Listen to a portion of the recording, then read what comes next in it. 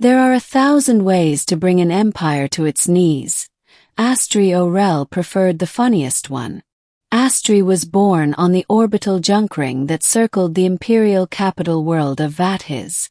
While nobles gorged themselves beneath crystal domes, she scavenged broken satellites, trading charred circuitry for jokes she could slip into the datastream. By 15 she'd learned the first law of power. Nothing terrifies tyrants like a citizen who laughs at them. When the newly crowned Empress Merga 12 banned seditious irony, Astri hacked the planetary billboard grid, replacing imperial slogans with shimmering punchlines that mocked Merga's 12-meter powdered wigs. The stunt earned her a bounty equivalent to a star yacht, and a following of millions. Recruits from every ruined district joined Astri's hidden comedy cabal, each sworn to topple the throne with humor sharper than plasma steel. Their underground stage was the forgotten maintenance deck of Spire 2-3, lit by sputtering fusion bulbs and packed wall-to-wall with dreamers. Astri stood center stage, scarlet curls ablaze, voice piped live to half the planet. She promised that one day they'd laugh inside the imperial palace itself. That night, as laughter ricocheted through rusted corridors, imperial agents raided the deck. Astri escaped by diving into a waste chute, emerging hours later in a sea of recyclables, and swore the Empire would regret ever chasing a comedian into the trash. Turning laughter into revolution. The setup. Astri's first real weapon was a joke so contagious it became a virus. She called it the Emperor's Echo, an audio meme hidden inside popular holosongs. Listeners found themselves involuntarily repeating the punchline. If power is a crown, why does it keep slipping off your heads? In grocery queues, at shipping docks, even during military parades. When half the officer corps shouted the line in unison at a fleet review, Merga's admirals blamed each other for the breach. Ships went to red alert against their own crews. While paranoia spread topside, Astri courted allies among the outer colonies. Vathiz had bled them dry for decades. They needed little convincing. She toured backwater moons in a patched freighter called the Banana Peel, performing pop-up stand-up sets on landing pads. Every show ended with the same dare. Tell me your funniest misery about the Empire, and I'll weaponize it. Colonists contributed tales of bureaucrats who taxed rainfall, governors who mandated statues of themselves on every street corner, admirals who melted refugee ships because they cluttered the view. Astri wove those absurdities into satirical newscasts broadcast on pirated frequencies. Soon, citizens considered the state bulletin dull fiction and Astri's Jesternet the only trustworthy source. The build-up. The Empire struck back with lethal seriousness. Sensors blacked out entire star systems, patrols vaporized transmitters, and secret police hauled anyone who dared chuckle into silent cells. Merga issued an edict classifying laughter above 60 decibels as treason. Astri escalated.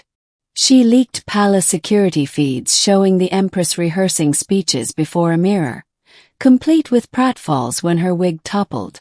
Memes erupted overnight, looped videos of wig collapses set to dance beats. The edict became impossible to enforce. People were already laughing by reflex. But humor alone couldn't collapse legions. Astri needed a spectacle so profound that even battle-hardened soldiers would question their oath. She found it in the Fool's March. Using forged travel permits, the comedy cabal smuggled thousands of performers, clowns, jugglers, street magicians, into the capital on Empire Day. They mingled with citizens forced to attend the grand military parade. At the stroke of noon, every performer donned a papier-mâché wig 4 times larger than Merga's and marched silently past reviewing stands.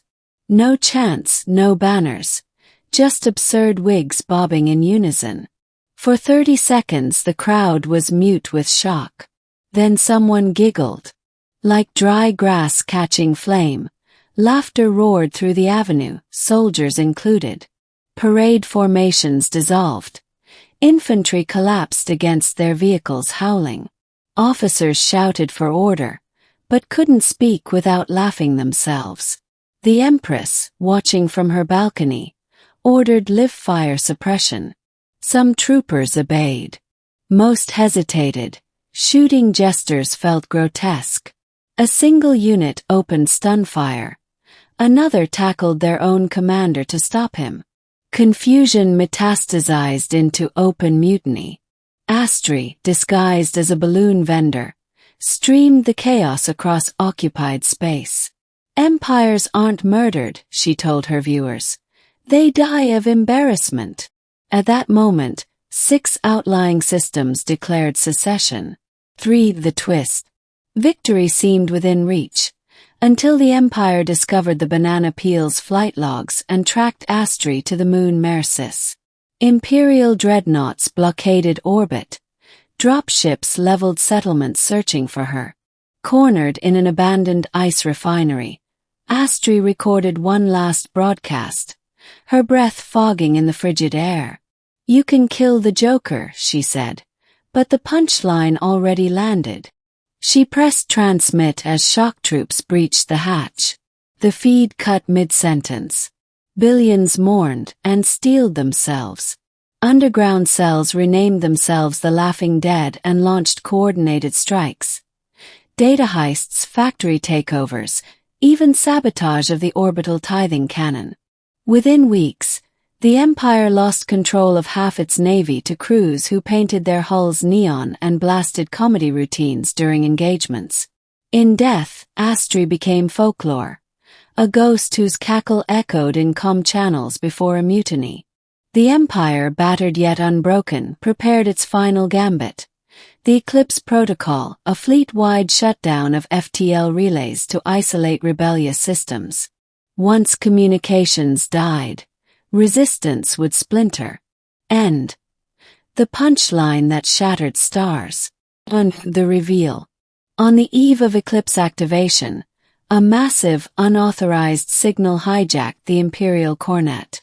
Every screen displayed a dimly lit stage. A figure strolled into view. Scarlet curls unmistakable. Astri O'Rell bowed, alive. The refinery raid footage had been a deepfake recorded weeks earlier. While agents hunted her, she'd slipped aboard a diplomatic courier bound for the palace itself, hiding in cargo until now. The Empress's own throne room holoprojector served as her spotlight. Astri spoke only 3 words. "Knock, knock, Empire." Doors exploded inward. Palace guards, long bribed with front-row seats to Astri's secret performances, laid down arms. Rebel commandos in clown paint secured halls within minutes. The Empress fled toward her private shuttle, but tripped on a fallen wig prop left by Astri's team, knocking herself unconscious. Palace AI recorded everything. The loop went viral before Merga woke. To the fall. With the Empress captured, Loyalist forces demanded her release. Astri answered by airing a trial before the galaxy. Part courtroom, part roast. Victims from every world recounted injustices. Comedians punctuated testimonies with savage one-liners. Viewers voted live on sentences. Exile, imprisonment, or compulsory open mic tour. They chose life on stage, forced to visit every conquered system and listen to citizens heckle without reprisal. For Merga, it was worse than death.